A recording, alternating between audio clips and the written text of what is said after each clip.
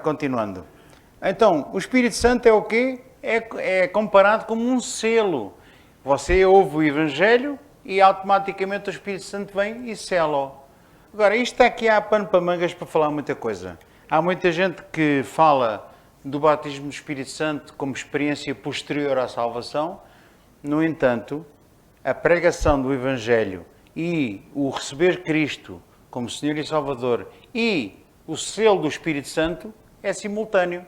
É ao mesmo tempo. A pessoa crê em Cristo, automaticamente diz a Bíblia que o Espírito Santo vem e sela-o. Portanto, essa primeira experiência com o Espírito Santo já foi feita. Pode ter outras experiências, mas naquele momento você foi mergulhado em Cristo. O que é que significa batismo? Batismo é mergulhar. Já há o batismo nas águas, que é uma coisa, que é o batismo de João, mas há o batismo do Espírito Santo, há o batismo em Cristo. Então eu sou mergulhado em Cristo, sou mergulhado no Espírito Santo. O batismo do Espírito Santo é isto, é mergulhar em algo, mergulhar num determinado, não é num líquido, mas é mergulhar numa substância, neste caso não é uma substância física, é no corpo de Cristo ou no Espírito Santo. Então, que a pessoa possa ser cheia do Espírito Santo, como está escrito em Efésios 5, mais para a frente na mesma carta, é uma coisa. Mas aquela primeira experiência com o Espírito Santo já foi, já teve lugar. A partir daí pode ter outras. Agora, o qual é penhor da nossa herança? O qual é penhor?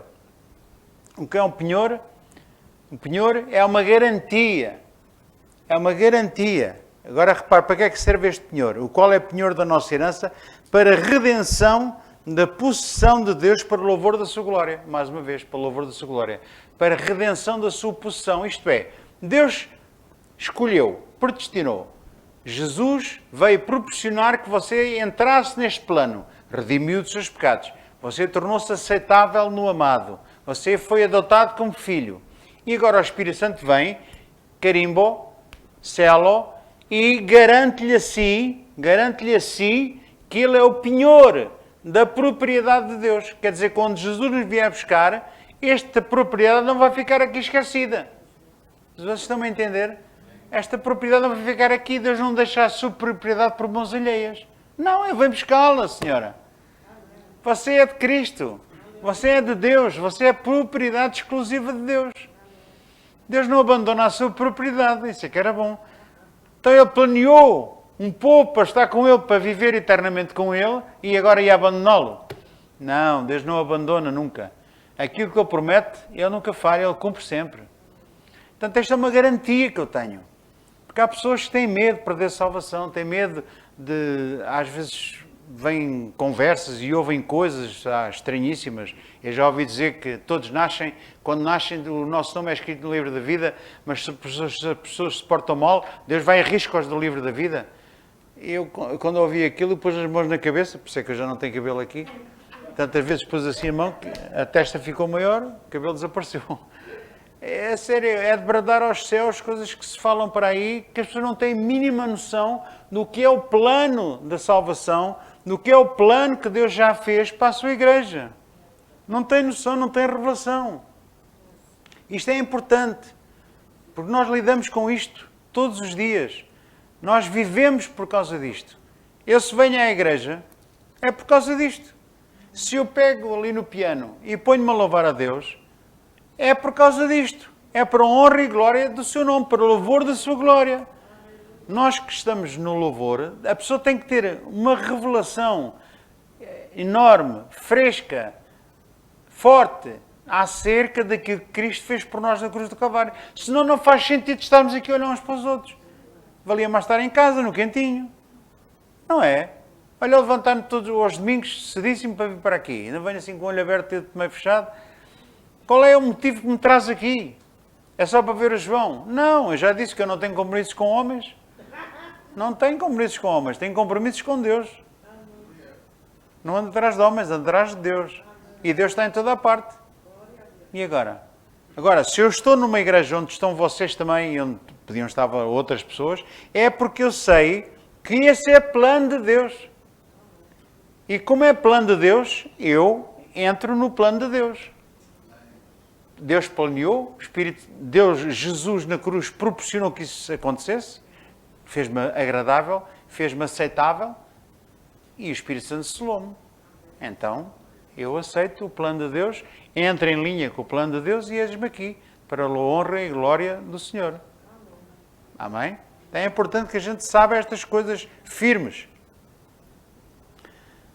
Versículo 15. Agora vamos entrar noutra parte desta carta, que ainda no capítulo 1, que diz: pelo que ouvindo eu também a fé que entre vós há no Senhor Jesus e a vossa caridade para com todos os santos, não cesse de dar graças a Deus por vós, lembrando-me de vós nas minhas orações, para que o Deus do nosso Senhor Jesus Cristo, o Pai da Glória, vos dê em seu conhecimento do Espírito de sabedoria e de revelação.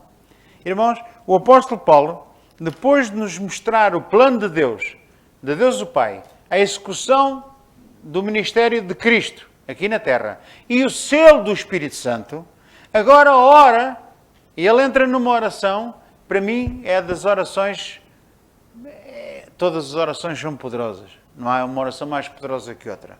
A gente até quer ver se aquela oração é muito poderosa, não. Todas as orações são poderosas, basta orar e falar com Deus, porque você já está em vitória. Passou com a amém, irmãos? Então, o Pai Nosso é a oração por excelência. Todas as orações são de excelência, porque tudo o que é falar com Deus é por excelência. Mas esta oração é importante, porque muitos cristãos perdem tempo a orar por coisas mesquinhas não é mesquinhas, mas superficiais. Orar pela saúde de não sei de quem, ou pela minha saúde, orar por aquele irmão, orar pelo emprego daquele, para ter um emprego, olhar para isto e para aquilo. Mas eu quero dizer uma coisa, mais importante que isso tudo, é nós termos sabedoria e revelação de Deus, daquilo que Deus já fez por nós. E houve uma altura que eu já fui líder de intercessão em determinadas igrejas, e eu, depois de aprender isto, a minha oração era: Senhor, abre os olhos do espírito e da mente e do coração dos nossos pastores, para tu, Senhor, lhes mostrares qual é o plano da salvação, para lhes mostrares a tua graça, para lhes mostrares quem eles são, para lhes mostrar aquilo a que eles têm direito, para mostrarem o poder que está, sabe, sobre eles e dentro deles. Porque se um cristão pode ser uma joia de irmão, mas se não tiver revelação acerca do que é que o Pai planeou para ele, daquilo que Jesus fez na cruz e daquilo que o Espírito Santo fez por si, vai ser um cristão que anda a apanhar bonés. É um cristão que anda a vacilar, que anda inconstante.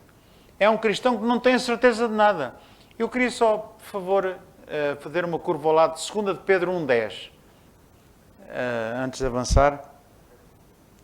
Para nós vermos o que é que o apóstolo Pedro fala aqui na sua segunda carta, no capítulo 1.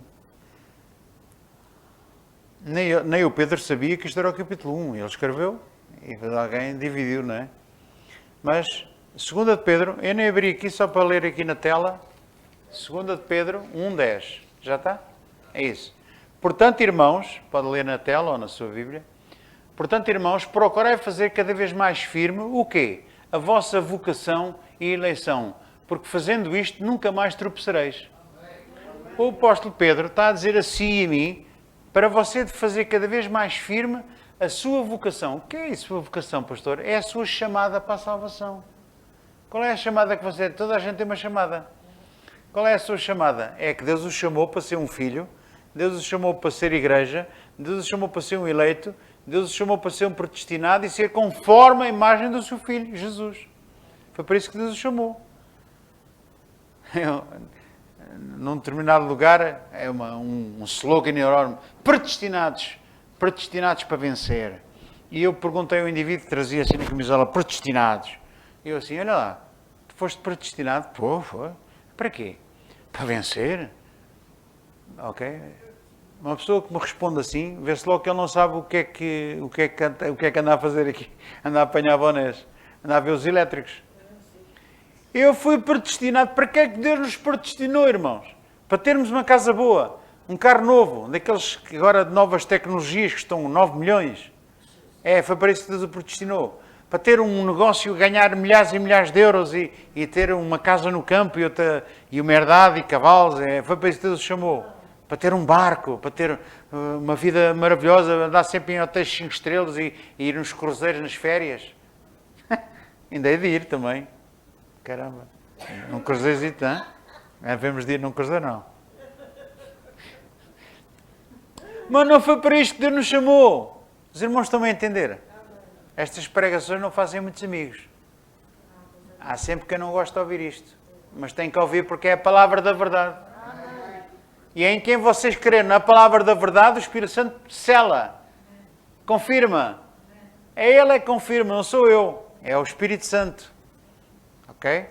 Então, nós fomos predestinados para sermos conformes à imagem do seu Filho. Para sermos como Cristo.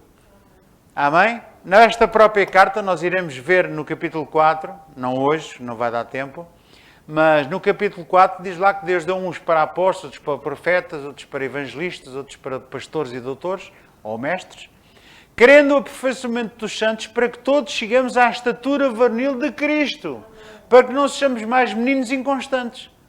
É aquilo que o apóstolo Pedro estava a dizer também.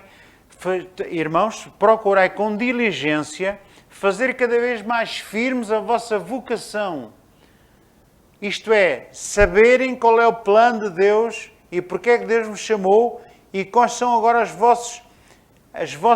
promessas que Deus vos fez e o poder que Ele já pôs à disposição para o executar, para que isso aconteça. Temos de estar firmes nisso. Para quê? Para não vacilarmos. Porque eu conheço pessoas, para não te ouvir, até fiquei com umas dúvidas. Pronto, já foi ouvir as pessoas erradas. Você tem que ouvir quem sabe.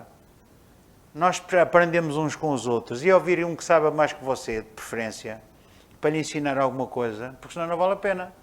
Posso ouvir uma mãe? Eu gosto de ouvir quem sabe mais do que eu. Porque quem não sabe, eu não preciso de ouvi-lo. Não vou aprender nada. Tenho que ouvir alguém que saiba mais do que eu.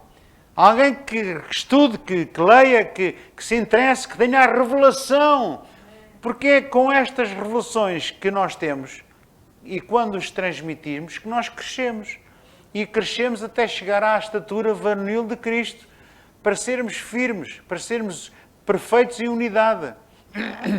Para sermos perfeitos em amor. Para podermos entrar no plano de Deus. Para que Deus possa olhar para nós e dizer, como disse Jesus, este é o meu filho amado, em quem eu tenho todo o meu prazer, o que só faz o que me agrada. E aquela história da alegria do Senhor é a nossa força, vou-lhe ensinar uma coisa, se me permite, com toda a humildade, porque eu também aprendi. É que a alegria é do Senhor, não é a sua. Quando a gente se ri, isto é a alegria do Senhor. Não, isso é uma palermice qualquer, ou uma andota que alguém contou. A alegria do Senhor é quando Deus olha para si e se alegra. E pode dizer o mesmo que disse com Jesus, dizer, meu filho amado, tudo o que eu faço me dá prazer, me dá alegria. E esta alegria do Senhor é que lhe vai dar força a si. Quando você faz a vontade de Deus, Deus fica contente, fica alegre e dá-lhe força. Então a alegria do Senhor, dele, quando ele fica contente, é que você fica com força. Mas para eu ficar contente, que você tem que fazer o quê? A vontade do Pai. Ter revelação em relação à vontade do Pai. Estar firme na sua vocação e na sua eleição. Não pode ter dúvidas que é um eleito. Não sei se sou eleito. Pastor, mas como é que eu sei se sou eleito? Olha, primeiro, Deus elogiou, o adotou, o predestinou. E quando você ouviu o Evangelho, Deus selou, o Espírito Santo selou, você é propriedade exclusiva de Deus e ninguém o vai arrebatar das mãos de Deus. Você é um eleito. E só os eleitos é que se preocupam com a sua eleição. Sabia disso? Quando você se preocupa e diz, será que eu sou eleito? Não sou. Se você está a preocupar com isso é porque é. Porque aqueles que não são eleitos não querem saber disso para nada. Não estão nem aí, como diz o brasileiro. Não querem saber disso para nada. Uma vez eles perdem tempo a pensar nisso. Não. Só quem está eleito, só quem está salvo, só quem tem o selo do Espírito Santo é que fica, desculpa a expressão, chateado, não é uma palavra muito bonita, mas é portuguesa, fica chateado quando peca, quando erra, quando sai da linha. A pessoa fica triste com ela, fica com o coração a sangrar, chora por dentro e chora por fora, fica incomodada, vai logo a correr, Deus perdoa-me. Imediatamente quebra. Quebra porquê? Porque é o Espírito Santo, o selo do Espírito Santo em si, que o convence do pecado, da justiça e do juízo. Porque é essa a função do Espírito Santo que vive dentro de si. Posso ouvir uma amém? Você faz uma asneira. Ah, pastor, mas os eleitos também pecam. Ó para mim, ó para mim. Já foram todos. Todos não. Ainda há aqui uma coisa escondida, mas é um mistério. Oculto. Mas todos nós falhamos. Todos nós falhamos. Não há ninguém que não falhe. Mas aquele que falha e tem o selo do Espírito Santo, mais dia, menos dia, quando ele dá conta daquilo, ele até pode andar anos a bater com a cabeça na parede. Mas chega o dia que Deus o abana, e ele, pá, a pessoa chora, baba e ranho de todo tamanho, começa a compreender as coisas que não compreendia, começa a entender coisas que nunca entendeu, começa a ver aquilo que nunca viu. E o Espírito Santo se revela a ele e ele arrepende dos seus pecados, endireita a sua vida e começa a entrar em linha com o plano de Deus, que é fazê-lo santo e irrepreensível. Como é que você pode ser? É que Deus o escolheu para você ser santo e irrepreensível. Deus não o escolheu para você andar a fazer o que quer.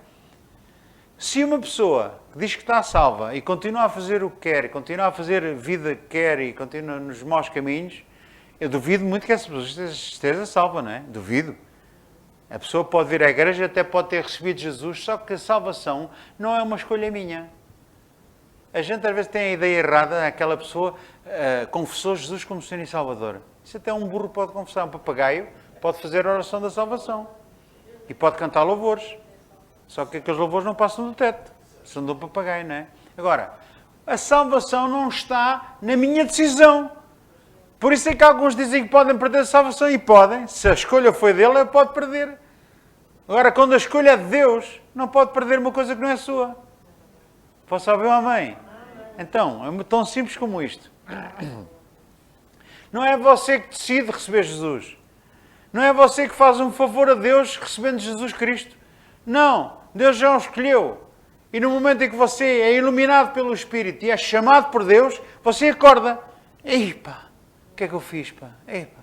Você reconhece os seus erros e vai a correr lavar-se no sangue de Cristo. É ou não é? Não é por acaso que está escrito em Salmos e também na Epístola de João, diz lá, bem-aventurado aquele que lava as suas vestiduras no sangue do Cordeiro. E quando entendi isto, eu entendi assim, eis aqui alguém que é um pecador e que lavou as suas vestiduras no sangue do Cordeiro. Porque Deus não vai chamar justos. Deus pegou. A prova disso é esta carta que nos ensina. E agora ia para o capítulo 2 e então chegava aqui e tínhamos mais uma sessão. Mas não vou dar, senão não percebi. Não, com a máscara não te percebo, filha. Hoje não vais tirar isso, não vais? À noite. Olha, já me estão a... Está a ver? Não fomos nós. Agora até me fez perder o norte. Estava a falar da salvação. Irmão, a salvação é algo que Deus determinou, é pela graça, não é você que escolhe, é Deus que lhe dá e é Deus que já escolheu para si. Deus já decidiu salvá-lo, já decidiu adotá-lo, elegê-lo, predestiná-lo. É a escolha dele, não é sua. Já o selou com o Espírito Santo e você já agora tem que entrar dentro do plano de Deus e conhecer cada vez mais e mais as coisas que estão aqui escritas para você ficar firme nelas, ok? Não é por acaso, estava eu a falar aqui, não é por acaso que aqui no capítulo 2 fala que nós antigamente estávamos mortos nos nossos pecados e delitos e ofensas, mas Deus, que é riquíssimo em misericórdia, aprove a Ele salvar-nos, perdoar-nos, fazermos de nós filhos de Deus, filhos de adoção. E diz que Cristo destruiu e derrubou o muro de separação que havia entre quem? Entre os judeus e os gentios. Aqueles, como a Bíblia diz aqui, que não tinham Deus, estavam sem Deus no mundo, alheios às promessas e às alianças de Israel. A todas as coisas que Israel fez com Deus, dentro do seu plano, que começou já lá no Antigo Testamento, nós não estávamos nem aí para isto. Alguma vez eu sabia alguma coisa de alianças e de Moisés e de Abraão? Eu alguma vez percebi alguma coisa dele. Eu queria era outras coisas. Andava como a Bíblia diz. entenebrecido no meu entendimento, segundo as concupiscências da minha carne, segundo os meus pensamentos, e era filho da ira como os outros, filho da desobediência. Eu não queria saber de Deus para nada. E quando alguém vinha-me cá falar de Deus, eu dava-lhe uma retórica que você nem imagina. A sério, porque eu estudava muito. Eu sempre fui uma pessoa que gostei muito de estudar. E tinha um parlepié, tinha uma palheta, não era só para tocar viola. Eu tinha uma palheta que vinham para falar de Deus e de igreja, opa, eles vinham de carrinho e iam de carreta. Eu ainda dominava-os. E depois lá está, ainda dominava quem? Aqueles que não estavam firmes na sua salvação, que não estavam firmes na graça, não estavam firmes na revelação de Deus. Viesse agora alguém dominar-me. É muito complicado, já não conseguem. Vá agora alguém querendo dominar a você, que está a ouvir esta mensagem, que está a reconhecer o plano de Deus, do Deus Pai, do Deus Filho e do Espírito Santo, e que reconhece que o Espírito Santo o selou. Agora vem alguém dizer, tu podes perder a tua salvação, cuidado. Você pode perder aquilo que é seu, mas aquilo que é de Deus ninguém o perde. Você não é de si mesmo, você pertence, é propriedade exclusiva de Deus, e Deus ninguém rouba a Deus assim. E fica a assobiar. Não, ninguém rouba. Ponto final para você é inviolável. O diabo pode atacá-lo de muita maneira, mas não pode mexer naquilo que é de Deus. Não pode tocar naquilo que é de Deus. Mas a Bíblia diz, nós pertencemos e o diabo não nos toca. Não nos toca aonde? Naquilo que é inviolável, naquilo que está selado. E o que é que está selado? Eu sou espírito, você é propriedade de Deus. No seu corpo ele ainda pode tocar. Pode. O que é que você quer? Ainda pode. Mas no seu espírito não pode. Ele pode influenciá-lo na sua mente, pôr-lhe ideias, mas não o pode possuir, não pode... Isto agora é meu. Não. Tira a mão. Tira a mãozinha daí. Isto não é carne para os teus dentes. Nós somos propriedade exclusiva de Deus e o diabo não lhe pode tocar. Nem o diabo nem ninguém. Quando às vezes eu ouço pastores dizer, os meus irmãos, a minha igreja... Não, a igreja não é sua. A igreja é a herança de Deus. Nós somos a herança de Deus. E Deus colocou esta herança ao cuidado de alguns dons, né? Como a Bíblia diz, apóstolos, profetas, evangelistas, pastores e doutores, ou mestres. Que aqui é outra coisa que eu dava aqui mais uma chega. Mas quando eu diz, pastor, tens os apóstolos. Não existem filhos. Só existem apóstolos autonomeados. Eles decidiram nomear-se a eles próprios apóstolos. Não sei porquê, qual é a ideia deles, mas pensam que apóstolo que é maior que os outros todos. Porque eles querem ser apóstolos para exercer autoridade sobre os outros todos, para ir buscar os dízimos deles. Eu não sei. Sei muito bem. Conheço alguns, assim. Então aí, pastor, e profetas? Não há? Não, já não há. Não há profetas. Pois mas há um fulano tal que é profeta. É profeta? Não, ele pode ter o dom da profecia. Mas isso também o pastor João e eu que estou aqui neste momento, estou-vos a apresentar a palavra, estou a exercer o dom de profecia, que é consolar, exortar, redarguir ou instruir. Estou a falar a verdade, a palavra de Deus, expor a palavra de Deus e ensinar-vos. E esta palavra vai consolar os vossos corações, vai exortar-vos, vai-vos aconselhar, vai-vos repreender se tiver que repreender. Não sou eu, é a palavra. Os irmãos estão a entender? Isso é o ministério, o ofício de profeta foi do Velho Testamento para anunciar como se havia de ver. O ofício de apóstolo foi aquele que andou com Cristo e confirmou a sua morte e a sua ressurreição. Se não andou com Cristo, não testemunhou a sua ressurreição, não pode ser apóstolo, sabia disso? E agora? Apóstolo só pode ser aquele que ou andou com Cristo, ou testemunhou a sua ressurreição. Ponto final, parágrafo. Isto é a Bíblia que eu estou-vos a transmitir.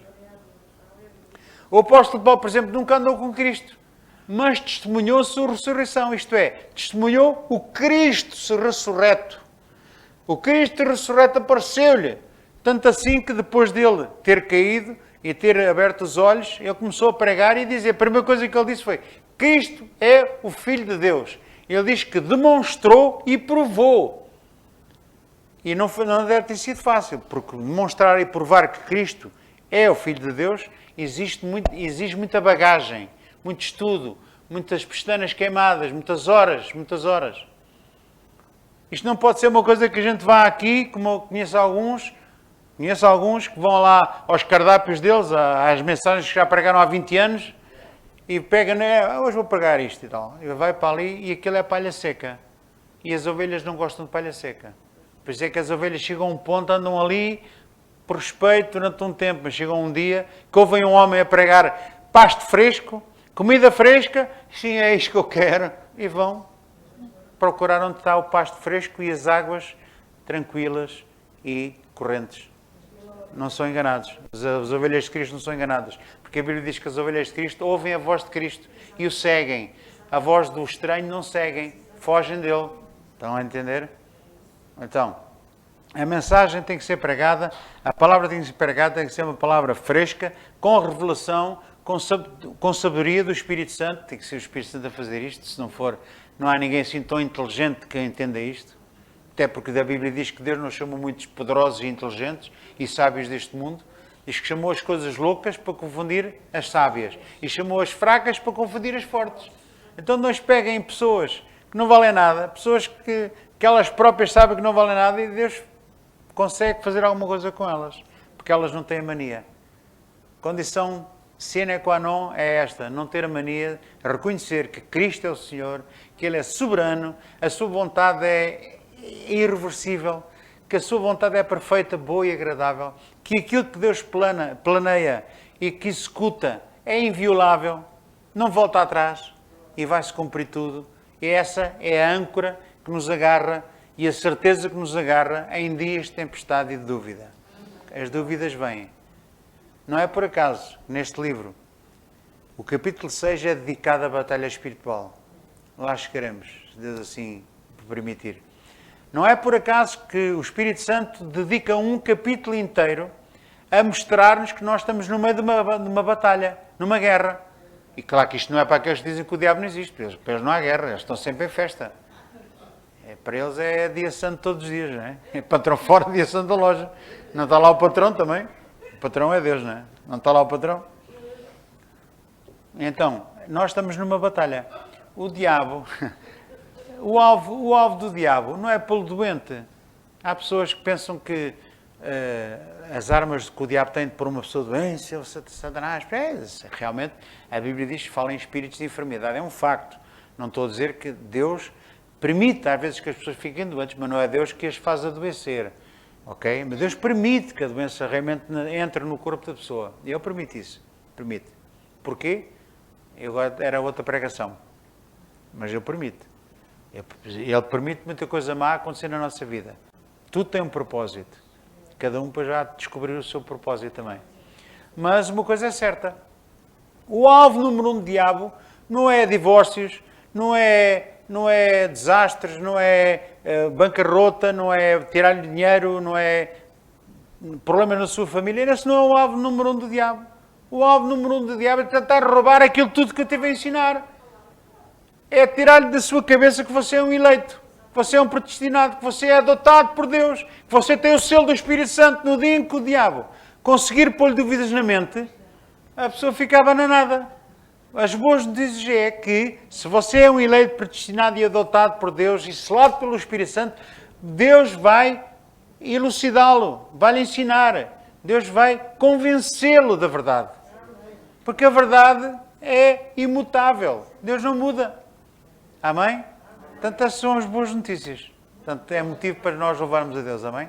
E se você está contente e está feliz por conhecer mais um bocadinho, porque o resumo destas coisas todas é conhecer a Deus mais e melhor.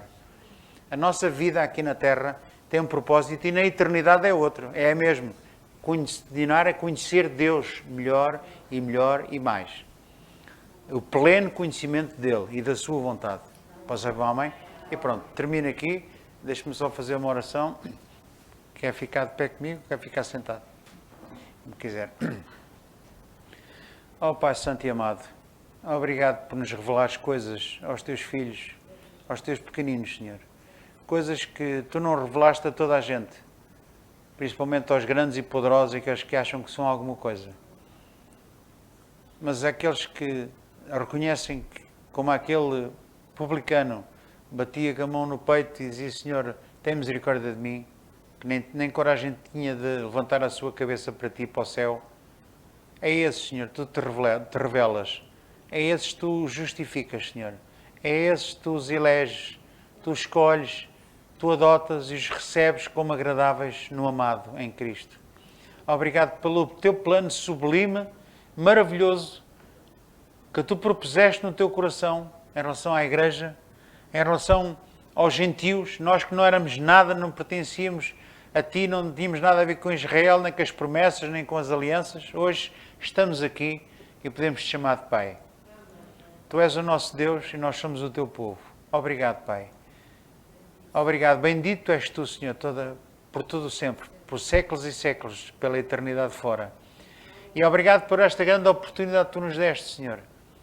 Por esta tua grande misericórdia, pela tua graça infinita e às vezes incompreensível, Senhor. Coisas que nos custam às vezes até a acreditar e a compreender. Mas é para isso que nós pedimos um espírito de sabedoria da relação. Para que tu nos faças entender a esperança da nossa vocação. Para que nos faças entender a herança dos santos na luz. Para que nos faças entender que nós somos herança e qual é a herança também que nos pertence, Senhor. E o grandioso e sublime poder, o mesmo que levantou Cristo dos mortos, que hoje habita em nós e opera em nós. Obrigado, Pai. Que esta oração seja real nas nossas vidas e na vida dos nossos irmãos. Que esta oração seja, que estenda a tua mão para que esta oração atinja também todos aqueles que ou estão a ver isto pela internet ou que não puderam vir hoje, estão em casa. E em particular também para estes que estão aqui, Senhor, hoje. Em nome de Jesus. Para o pastor desta igreja, abre os olhos da mente e do Espírito, Senhor. Abre os olhos de todos nós para entendermos e vermos o invisível e crer no impossível. Muito obrigado, Pai, em nome de Jesus. Obrigado, é pelo teu poder. Não é na nossa força, nem na nossa carne, nem na nossa inteligência, mas é no poder do Espírito Santo, na convicção do Espírito Santo, Senhor. Em nome de Jesus. E que nesta igreja se forme cada vez mais e mais homens e mulheres poderosos na palavra.